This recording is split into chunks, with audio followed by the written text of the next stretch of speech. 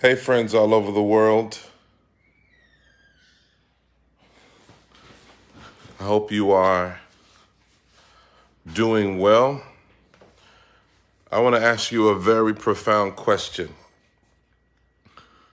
Don't answer it too quickly. I want you to ponder what I'm saying before you answer. Don't just immediately answer this question, but I want you to really think about what I'm asking you, because this is a very important question, probably the most important question that you will ever be asked in your life.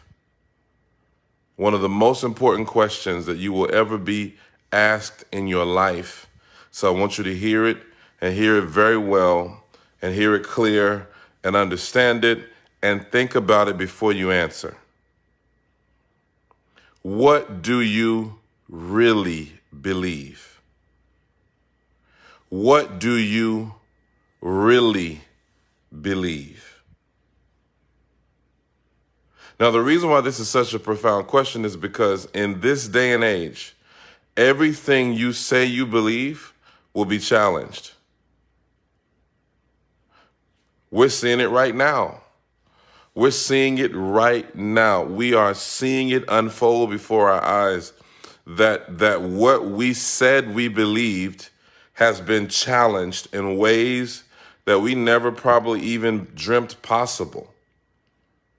What do you really believe? See, everything that's going on in society, everything that's going on with people's health, everything that's going on with the news, the media, all of this stuff is putting to the test what you say you really believe. I believe God's in control. Do you really believe that? Do you really believe that? Oh, I trust God. I know He'll protect me. Do you really believe that? Because as the old folks would say, the proof is in the pudding. When the rubber meets the road, everything you believe must be made manifest. Yeah, I remember years ago, I was a kid, I was a child at the time, and my father brought me this necklace. Now, I assume, he never told me, I assume it was real gold. I did. I was like, oh, I got this gold necklace, and I was walking around boasting about it to my neighbors and friends, and I'm excited about this thing. And and one of the neighbors said, that's not real. I said, yes, it is, and we're going back and forth. He says, no, it's not. Somehow my necklace was stolen. And they took my necklace for hours. They washed it in all kinds of chemicals, bleach and detergent and drainage cleaner and they brought back this little black lead looking thing and they said, "See, I told you it wasn't real." And that's a disturbing story. First of all, who in their right mind would steal a necklace and do all of that? You have to be a demon to even fathom something like that. But as upset as I was, I had to come to the reality that my necklace was not real, because if it were real gold, it would have stood the test. It would have stood the test. It would have exemplified its nature through the trial. I mean, we're seeing people you thought they believed. You thought they had faith in God. You thought they trusted God. And I'm not saying there are times where we don't get challenged and we don't have difficult seasons and stuff we have to walk through, and times where we need encouragement and we need support. I'm not talking about that, but I'm talking about what you believe in your core.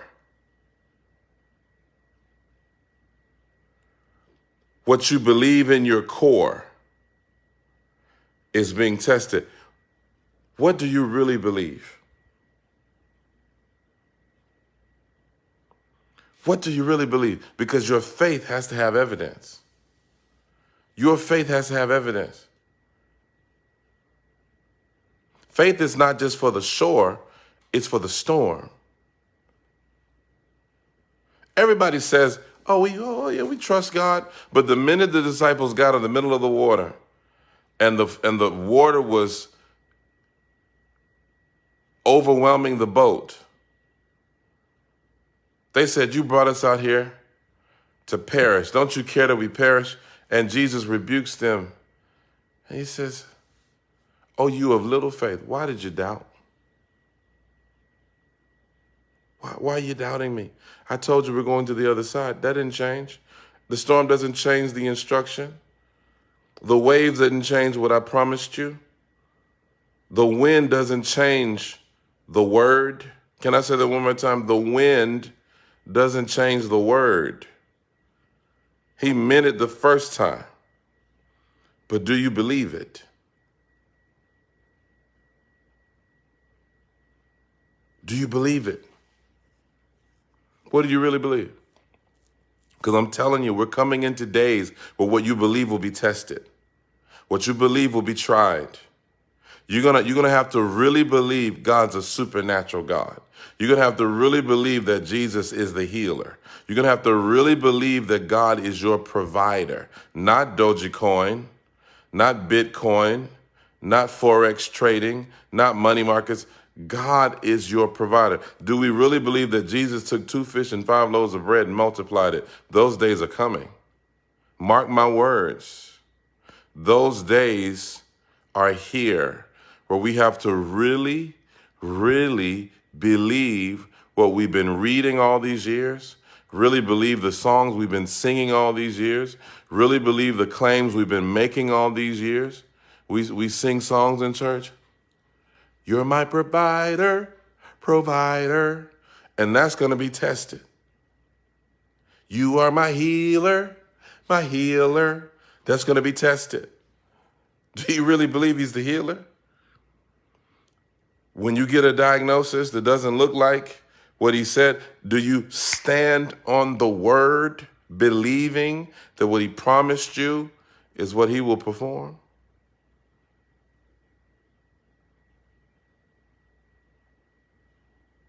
What do you believe? The proof is in the pudding.